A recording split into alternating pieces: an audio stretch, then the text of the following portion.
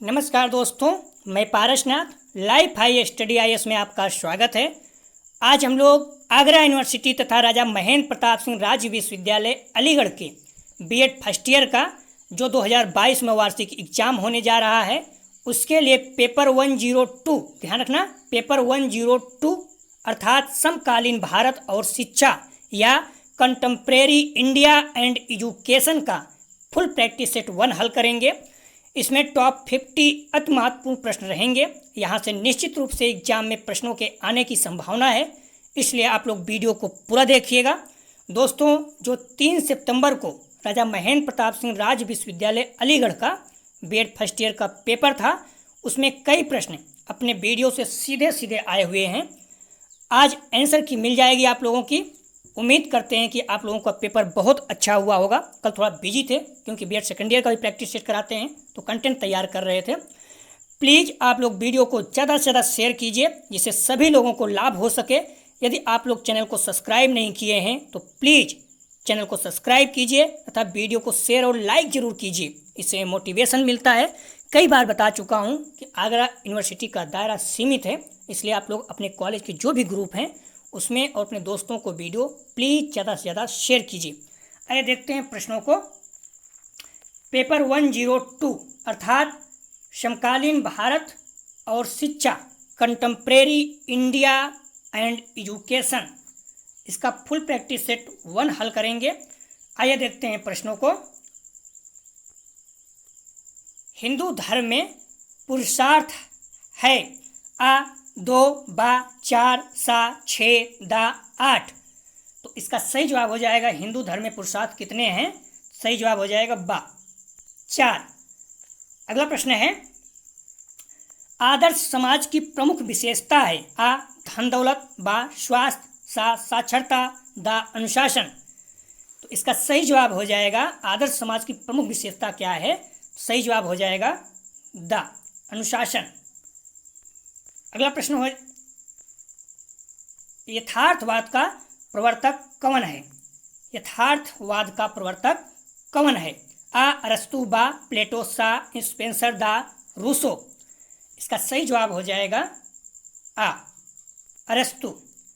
अगला प्रश्न है, शंकराचार्य को किस दर्शन का संस्थापक माना जाता है। आ न्याय, बा सांख्य, सा वेदांत, दा योग, तो इसका सही जवाब हो जाएगा 4 का सा वेदांत।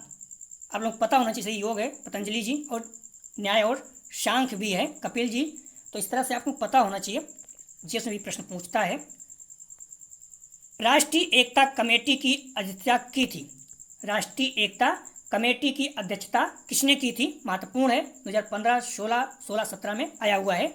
आ संपूर्णानंद, बा डॉक्टर DS कोठारी, सा डॉक्टर SN मुखर्जी, दा डॉक्टर S राधाकृष्णन, तो इसका सही जवाब हो जाएगा आ संपूर्णानंद जी। अगला प्रश्न है, मूल्य शिक्षा की आवश्यकता किस स्तर पर है। आ प्राइमरी, बा माध्यमिक, सा विश्वविद्यालय स्तर पर, दा प्रत्येक स्तर पर, इसका सही जवाब हो जाएगा दा प्रत्येक स्तर पर। प्लीज़ आप लोग जितना ज़्यादा से ज़्यादा हो सके मॉडल पेपर और बुक पढ़िए। जो टॉपिक समझ में नहीं आए उसे बुक से पढ़िए, गूगल से पढ़िए, कहीं से भी देखिए, लेकिन टाइम वेस्ट मत कीजिए। मैक्सिमम आप लोगों के कैरियर जो प्राइमरी होता है उसमें परसेंटेज बहुत वैल्यू होती है महाराष्ट्र में, तो आप लोगों को जितना अच्छा एक मौका है, ऑब्जेक्टिव है, आप 100% परसेंटेज बना सकते हैं। लेकिन अगर सब्जेक्टिव होता तो यहीं पर बहुत ज़्यादा प्रॉब्लम होती, तो इसलिए आप लोग कोशिश कीजिए अच्छा नंबर आए। आइए देखते हैं अगला प्रश्न।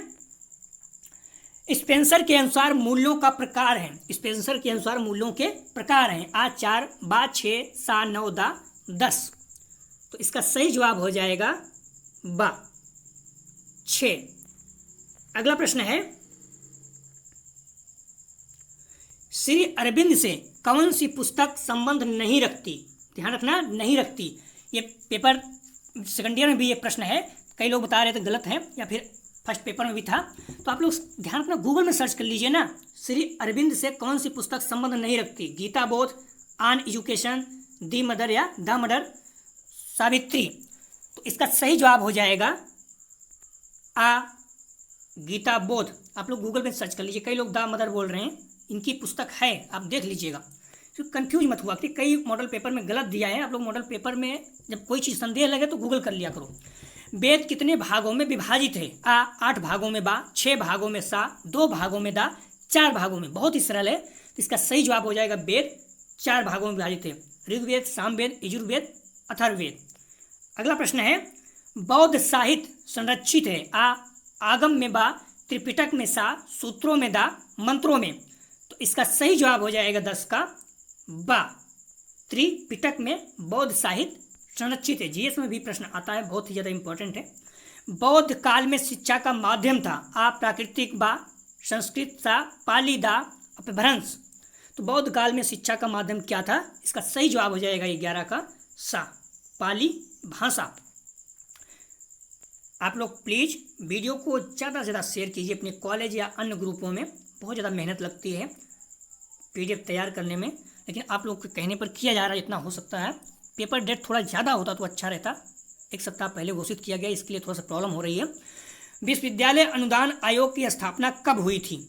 आ 28 दिसंबर 1953 में, बा 28 दिसंबर 1957 में, सा 28 दिसंबर 1955 में, दा 28 दिसंबर 1960 में। तो विश्वविद्यालय अनुदान आयोग की स्थापना कब की गई थी? यूजीसी की स्थापना कब की गई थी? तो इसका सही जवाब हो जाएगा 28 दिसंबर 1953 में। इस तरह से पूछा जाता है, सेकंड ईयर में पूछा गया था एनसीईआरटी की स्थापना कब हुई थी। तो आप लोग ध्यान रखना, प्रश्न पूछा जाता है। समाज सामाजिक संबंधों का जाल है जो सदैव बदलता रहता है, यह कथन किसने कहा है? आ मैकाइवर एवं पेज, बा हीगल, सा दुर्खीम, दा इनमें से कोई नहीं। इसका सही जवाब हो जाएगा मैकाइवर एवं पेज। अगला प्रश्न है सामाजिक वंचन सर्वाधिक था? आ ब्रिटिश काल, बा बौद्ध काल, सा उपनिषद काल, दा वैदिक काल। तो सामाजिक वंचन जो है सबसे ज़्यादा किस काल में था? इसका सही जवाब हो जाएगा 14 का दा, वैदिक काल। अगला प्रश्न है राष्ट्रीय अध्यापक शिक्षा परिषद, राष्ट्रीय अध्यापक शिक्षा परिषद NCTE, अभी जो बीएड और बीटी से विवाद चल रहा है तो यही हैंडल करता है सब शिक्षा की जो भी चीज़ें हैं। तो की स्थापना कब हुई? राष्ट्रीय अध्यापक शिक्षा परिषद की स्थापना कब हुई? सन 1973, बा सन 1986, सा सन 1992, दा सन 1995। तो इसका सही जवाब हो जाएगा सन 1973। इस तरह जो संस्थाएं हैं मालूम होनी चाहिए आप लोगों को। उपनयन संस्कार संबंधित है? वैदिक काल, बा बौद्ध काल, सा मध्यकाल, दा इनमें से कोई नहीं। तो इसका सही जवाब हो जाएगा 16 का उपनयन संस्कार संबंधित है वैदिक काल से। अगला प्रश्न है वैदिक काल में शिक्षा का मुख्य केंद्र कौन था? तक्षशिला, बा मिथिला, सा प्रयाग, दा काशी। इसका सही जवाब हो जाएगा वैदिक काल में शिक्षा का मुख्य केंद्र क्या था? तो तक्षशिला। अगला प्रश्न है वैदिक काल। अगला प्रश्न है वैदिक कालीन शिक्षा की मुख्य भाषा कौन से थी? संस्कृत, बा पाली, सा अपभ्रंश, दा विशुद्ध संस्कृत। तो इसका सही जवाब हो जाएगा 18 का संस्कृत। वैदिक कालीन, आप लोग ध्यान रखना, वैदिक कालीन शिक्षा से कई प्रश्न पूछा जा रहा है, तो इस टॉपिक को आप लोग बुक से या गूगल से पढ़ लीजिएगा, मोस्ट इंपॉर्टेंट है, यहाँ से प्रश्न आ सकता है। संसार का प्रथम विश्वविद्यालय था? काशी, बा तक्षशिला, सा विक्रमशिला, दा इलाहाबाद। इलाहाबाद तो बहुत ज़्यादा देर में हुआ, ऐसे कैसे हो जाएगा? तो संसार का प्रथम विश्वविद्यालय था, तो इसका सही जवाब हो जाएगा बा तक्षशिला। ध्यान रखना संसार का। अगला प्रश्न है बौद्धकालीन शिक्षा के केंद्र थे? गुरुकुल, बा आश्रम, सा मदरसे, दा मठ। तो बौद्धकालीन शिक्षा के केंद्र थे, इसका सही जवाब हो जाएगा दा मठ, ये बौद्ध धर्म में थे। अगला प्रश्न है बौद्ध शिक्षा प्रदान की जाती थी? बौद्ध संघ या बौद्ध मठ में, बा बौद्ध विहार में, सा संघाराम में, दा उपरोक्त सभी।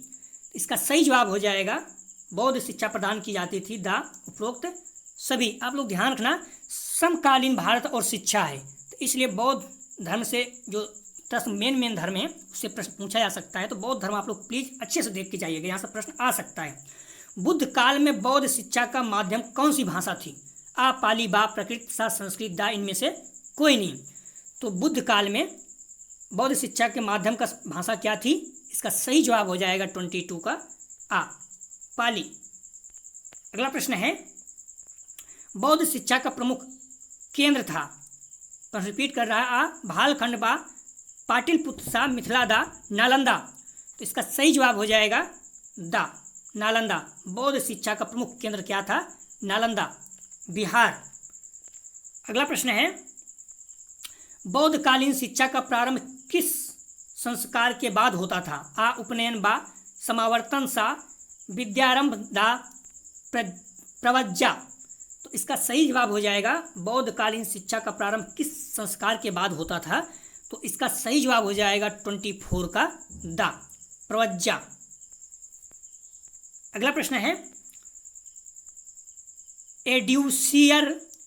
एड्यूसियर का तात्पर्य है? आ बाहर की ओर अग्रसर करना, बा विकसित करना, सा आ और बा दोनों दा प्रशिक्षण लेना।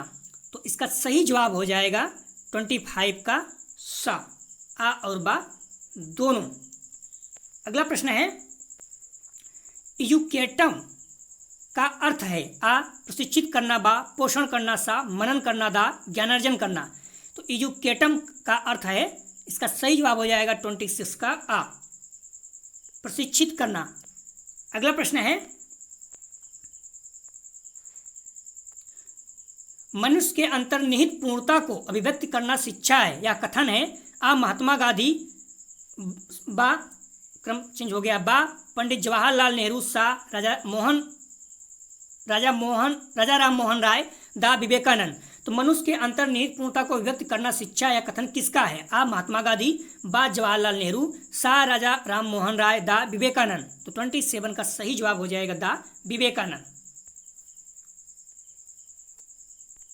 अगला प्रश्न है, निम्नलिखित में से कौन सा शिक्षा का औपचारिक अभिकरण है? आ परिवार, बा धर्म, दा कॉलेज, दा राज्य। तो कौन सा शिक्षा का औपचारिक अभिकरण है? तो इसका सही जवाब हो जाएगा सा, कॉलेज। अनौपचारिक परिवार वगैरह है। शिक्षा नैतिक चरित्र का उचित विकास है या परिभाषा किसने दी? आ प्लेटो, बा रूसो, सा हार्वर्ड, दा ड्यूबी। तो इसका सही जवाब हो जाएगा, शिक्षा नैतिक चरित्रों का उचित विकास या कथन किसका है? तो सही जवाब है सा, हार्वर्ड। अगला प्रश्न है, शिक्षा बालक के जन्मजात शक्तियों का स्वाभाविक शिक्षा बालक की जन्मजात शक्तियों का स्वाभाविक, सामंजस्यपूर्ण और गतिशील विकास है या परिभाषा किसने दिया? आ सुकरात, बा गांधी, सा पेस्टोलॉजी, दा नन। तो इसका सही जवाब हो जाएगा 30 का सा, पेस्टोलॉजी। अगला प्रश्न है,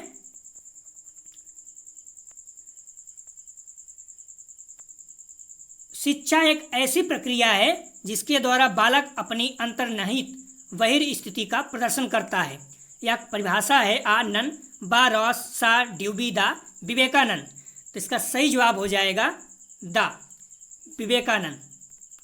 अगला प्रश्न है, लाइफ डिवाइन के लेखक हैं? आ गांधी जी, बा विवेकानंद, सा श्री अरविंद, दा रूसो। इसका सही जवाब हो जाएगा 32 का सा, श्री अरविंद। लाइफ डिवाइन पुस्तक है, मोस्ट इंपॉर्टेंट है। श्री अरविंद की पुस्तक अक्सर पूछी जा रही, देखिए। तो निम्नलिखित में से कौन आदर्शवादी नहीं है? तो आप लोग श्री अरविंद जी की पुस्तक जो लिस्ट है लिख लीजिए, गूगल में जाकर सर्च कर लीजिए, मिल जाएगा। निम्नलिखित में से कौन आदर्शवादी नहीं है? आ प्लेटो, बा रूसो, सा सुकरात, दा फ्रॉवेल। तो इसका सही जवाब हो जाएगा 33 का बा, रूसो आदर्शवाद नहीं था। अगला प्रश्न है, विद्यालय समाज का लघु रूप है या कथन किसका है? आ दुखीम का, बा जॉनसन का, सा मैकाइवर तथा पेज का, दा जॉन ड्यूबी का। तो इसका सही जवाब हो जाएगा 34 का दा जॉन ड्यूब का। अगला प्रश्न है, योग दर्शन के प्रवर्तक हैं? आ योग दर्शन के प्रवर्तक अर्थात प्रतिपादक हैं? आ कपिल, बा पतंजलि, सा वदरायन, दा गौतम। तो इसका सही जवाब हो जाएगा 35 का मोस्ट इंपॉर्टेंट और बहुत सरल है, बा पतंजलि महोदय। अगला प्रश्न है, संविधान की धारा 45 संबंधित अर्थात संविधान की जो अनुच्छेद आर्टिकल 45 है किससे संबंधित है? आ केंद्रीय विश्वविद्यालय से, बा अनिवार्य निःशुल्क सार्वभौम शिक्षा से, सा माध्यमिक शिक्षा से, दा उच्च शिक्षा से। तो इसका सही जवाब हो जाएगा जो संविधान का आर्टिकल 45 है, मोस्ट इंपॉर्टेंट है, अनिवार्य निःशुल्क शिक्षा से जो 14 वर्ष से कम बच्चे हैं उनके बारे में है, तो थोड़ा इस चीज़ ध्यान रखना, महत्वपूर्ण है ये 45। ऑपरेशन ब्लैक बोर्ड संबंधित है, ये भी महत्वपूर्ण है। NCTE बा कोठारी कमीशन सा UGC दा नई शिक्षा नीति 1986। तो ऑपरेशन ब्लैक बोर्ड किससे संबंधित है? इसका सही जवाब हो जाएगा 37 का बा। ऑपरेशन ब्लैक बोर्ड किससे संबंधित है? इसका सही जवाब हो जाएगा 37 का दा नई शिक्षा नीति 1986। तो ऑपरेशन ब्लैक बोर्ड किससे संबंधित है? दा नई शिक्षा नीति 1986। कंफ्यूज नहीं होना आप लोग। अगला प्रश्न है, ऑपरेशन ब्लैक बोर्ड योजना की घोषणा का लक्ष्य था, महत्वपूर्ण, इसलिए 2 प्रश्न रखा गया है। प्राथमिक शिक्षा की गुणवत्ता को बढ़ाना, अनिवार्य शिक्षा को सुचारू रूप से चलाना, सा आ और बा दोनों, दा इनमें से कोई नहीं। तो 38 का सही जवाब हो जाएगा सा आ और बा दोनों। अगला प्रश्न है, भारतीय संविधान के अनुसार नागरिकों के मूल अधिकार हैं आ स्वतंत्रता, बा समानता, सा बंधुत्व, दा उपयुक्त सभी। तो इसका सही जवाब हो जाएगा, भारतीय संविधान के अनुसार नागरिकों का मूल अधिकार है, तो इसका सही जवाब हो जाएगा 39 का दा तीनों अर्थात उपयुक्त सभी। अगला प्रश्न है, समाजवादी एवं धर्मनिरपेक्ष संविधान के किस संशोधन में जोड़े गए? तो ध्यान रखना, जो अपना प्रस्तावना है, प्रियम्बल है, उसमें जोड़ा गया है। तो समाजवादी और एवं धर्मनिरपेक्ष संविधान के किस संशोधन में जोड़े गए हैं? ISP से भी प्रश्न पूछा जाता है कंपटीशन के कई एग्जामों में। आप 41वें बा, 42वें सा, 44वें दा, इनमें से कोई नहीं, पता नहीं क्यों लगाता है, एक ऑप्शन और देना चाहिए इसको, क्योंकि ऐसे भी जब कम रहता है तो बच्चे के लिए आसान रहता है। समाजवादी एवं धर्मनिरपेक्ष संविधान के किस संशोधन में जोड़े गए? इसका सही जवाब हो जाएगा बा 42वें 42 कॉन्स्टिट्यूशन अमेंडमेंट को, इसको छोटा संविधान भी कहते हैं, मिनी कॉन्स्टिट्यूशन भी कहते हैं, क्योंकि इसमें इस संशोधन से बहुत ज़्यादा संविधान में परिवर्तन किया गया था 42वें संशोधन से। निम्न में से कौन सा आदर्श संविधान की भूमिका में बाद में जोड़ा गया?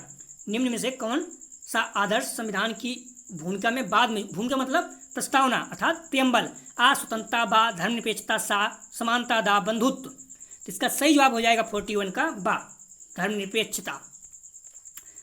अगला प्रश्न है, भारत में जाति का आधार क्या है? व्यवसाय, जन्म, धन, पद।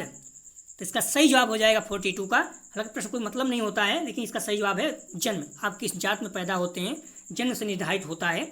अगला प्रश्न है, वंचित वर्गों में सम्मिलित है, समाज मतलब समकालीन भारत से जुड़ा हुआ है शिक्षा से, तो इसलिए प्रश्न पूछा जा रहा है इस तरह के। वंचित वर्गों में सम्मिलित है आ अनुसूचित जातियां तथा जनजातियां, बा महिलाएं, सा शारीरिक एवं मानसिक रूप से दिव्यांग, दा तो सभी। बहुत सरल प्रश्न और बहुत इंपॉर्टेंट। तो इसका सही जवाब हो जाएगा दा सभी, अनुसूचित जातियां एवं जनजातियां, महिलाएं, शारीरिक एवं मानसिक रूप से दिव्यांग। अगला प्रश्न है, मूल शब्द की उत्पत्ति किस भाषा से हुई? आ ग्रीक, बा लैटिन, सा फ्रेंच, दा जर्मन। इसका सही जवाब हो जाएगा 44 का बा लैटिन। अगला प्रश्न है, भारत में संवैधानिक मूल हैं आ समानता, बा स्वतंत्रता, सा धर्मनिरपेक्षता, दा उपयुक्त सभी। तो भारत में संवैधानिक मूल हैं, इसका सही जवाब हो जाएगा दा उपयुक्त सभी। अगला प्रश्न है,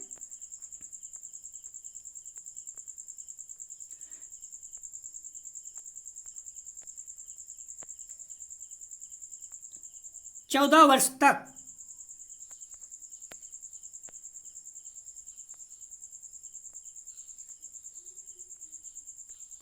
चौदह वर्ष तक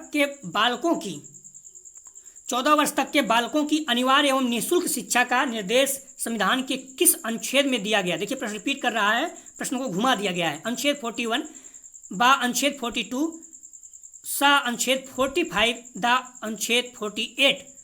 तो 14 वर्ष के बालकों के अनिवार्य एवं निःशुल्क शिक्षा का निर्देश संविधान के किस अनुच्छेद में दिया गया? तो इसका सही जवाब हो जाएगा सा 45 में। अगला प्रश्न है, भारतीय संविधान के किस अनुच्छेद में शिक्षा के सार्वभौमिकरण का प्रावधान किया गया है? जो इसमें फंडामेंटल राइट्स है और नीति तत्व है अर्थात DPSP और मूल कर्तव्य हैं। इनसे आप प्लस 3 भाग से या 3 जगह से आप जरूर देख लीजिएगा। तो बार बार प्रश्न यहाँ से रिपीट कर रहा है, अनुच्छेद 12 से अनुच्छेद 51 का तक, अर्थात मूल अधिकार, DPSP इसको निर्देशक तत्व कहते हैं, और 51 का अर्थात मूल कर्तव्य। ये तीनों आप लोग देख लीजिए, यहाँ से प्रश्न आ रहा है। तो भारतीय संविधान के किस अनुच्छेद में शिक्षा के सार्वभौमिकरण का प्रावधान किया गया है? अनुच्छेद 46, बा अनुच्छेद 45, सा अनुच्छेद 30, दा अनुच्छेद 25। तो इसका सही जवाब हो जाएगा 47 का बा, अनुच्छेद 45 में सार्वभौमिक किया गया है, शिक्षा का सार्वभौमिक किया गया है, बा। अगला प्रश्न है, राष्ट्रीय ज्ञान आयोग का गठन निम्नलिखित की अध्यक्षता में हुआ, अर्थात किसकी अध्यक्षता में हुआ? RDS कुठारी बा, श्याम पेत्रोदा सा, संपूर्णानंदा, जाकिर हुसैन। तो इसका सही जवाब हो जाएगा 48 का बा, श्याम पेत्रोदा। अगला प्रश्न है, राष्ट्रीय एकता समिति, भावात्मक एकता समिति भी कहते हैं, का गठन कब किया गया? आ सन 1947, बा 1950, सा सन 1960, दा 1961।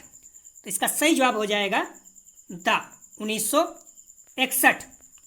अगला प्रश्न है, राष्ट्रीय शैक्षिक अनुसंधान एवं प्रशिक्षण परिषद अर्थात NCERT की स्थापना का वर्ष था, अर्थात किस वर्ष हुई? ध्यान रखना, ये B.Ed सेकेंड ईयर में 2021 में भी आ चुका है। आ 1961, बा सन 1963, सा 1965, दा सन 1967। तो राष्ट्रीय शैक्षिक अनुसंधान परिषद राष्ट्रीय शैक्षिक अनुसंधान प्रशिक्षण परिषद NCERT की स्थापना कब हुई थी, किस सन में? तो इसका सही जवाब है आ 1961। महत्वपूर्ण है, आप लोग इसे भूलना नहीं। इस तरह के कल हम लोग को समय मिलता है तो पेपर 102 का ही समकालीन भारत और शिक्षा, आप लोग बताइए कैसे और क्या चाहिए, किस पेपर का आप लोग वीडियो ज़्यादा से ज़्यादा चाहिए, क्योंकि समय बहुत कम है और मेरे पास दो फर्स्ट ईयर सेकेंड ईयर दोनों देख रहा हूँ, अकेले ही हूँ, मोबाइल से ही काम करता हूँ, तो बहुत ज़्यादा टाइम लगता है, सारा दिन लग जाता है लगभग। तो मैं प्रैक्टिस सेट 2 देखूंगा, इस तरह प्रैक्टिस सेट और करूंगा, उसके बाद आप लोग जिस पेपर कहें उसको ज़्यादा फोकस किया जाए। बाकी मैं 2-3 ऐसे करते रहेंगे, जिस समय मिलेगा उसमें टाइम मिल जाता है। राजा महेंद्र प्रताप सिंह वालों तो ज़्यादा दिन तक टाइम रहा है, लेकिन जो B.Ed आगरा से कर रहे हैं फर्स्ट ईयर वालों का, उनको टाइम बहुत कम है। तो आप लोग प्लीज़ ज़्यादा से ज़्यादा रिविजन कीजिए, मॉडल पेपर हो आपके पास, बुक हो, जितना हो, जो भी हो सके मैक्सिमम अपना टाइम वेस्ट मत कीजिए, बार बार रिवीजन कीजिए, सोते जागते सिर्फ आपको पढ़ाई पे ही ध्यान देना है, क्योंकि आपके परसेंटेज बहुत मायने रखते हैं। अगर आप B.Ed कर रहे हो तो निश्चित रूप से आप शैक्षिक शिक्षा क्षेत्र में जाना चाहते हो तो प्राइमरी में बहुत ज़्यादा वैल्यू है अपने परसेंटेज का। तो आप लोग ध्यान रखना, अच्छे से होना चाहिए, क्योंकि BTC कर रहे हैं उनको 80, 90, 85 पहुँच जाते हैं, नॉर्मल रहते हैं 80 ऊपर। तो आप लोग प्लीज़ बार बार रिवीजन कीजिए, मेरे साथ टेस्ट दीजिए, निश्चित रूप से एग्जाम में आपके बहुत अच्छे अंक आएंगे। कुछ लोग बता रहे थे उनके 43, 45, 46 क्वेश्चन सही हैं कल, जो है Mahendra Pratap Singh B.Ed first year का एग्जाम हुआ है। तो आप लोगों को यह PDF चाहिए तो डिस्क्रिप्शन तथा कमेंट सेक्शन दोनों जगह पर टेलीग्राम ग्रुप का लिंक दिया गया है, आप लोग ग्रुप से जुड़कर PDF प्राप्त कर सकते हैं। वहाँ पर व्हाट्सएप का भी ग्रुप का लिंक दिया गया है। तो आप लोग न्यूज़पेपर तथा जॉब संबंधित कोई सूचना चाहिए और PDF भी चाहिए, व्हाट्सएप ग्रुप में भी अभी भेज दे रहा हूँ, तो आप लोग जुड़कर प्राप्त कर सकते हैं। प्लीज़ हम्बली रिक्वेस्ट है कि आप लोग वीडियो को मैक्सिमम अपने कॉलेज के ग्रुप या अपने दोस्त यार जो भी हैं हर किसी को शेयर कीजिए। मैं सेकंड ईयर के जितना हो सका, उन्होंने कहा मॉडल पेपर भी डाल दिया हूँ ग्रुप में, टेलीग्राम व्हाट्सएप दोनों जगह पे। तो हमेशा आप लोगों को जो भी कहते हो कर रहा हूँ, तो आप लोग भी फर्ज बनता है कि प्लीज़ वीडियो को ज़्यादा से ज़्यादा शेयर कीजिए, जिससे सभी लोगों को लाभ हो सके और व्यू ज़्यादा आए तो हमें भी मोटिवेशन मिलता है। वीडियो देखने के लिए धन्यवाद दोस्तों।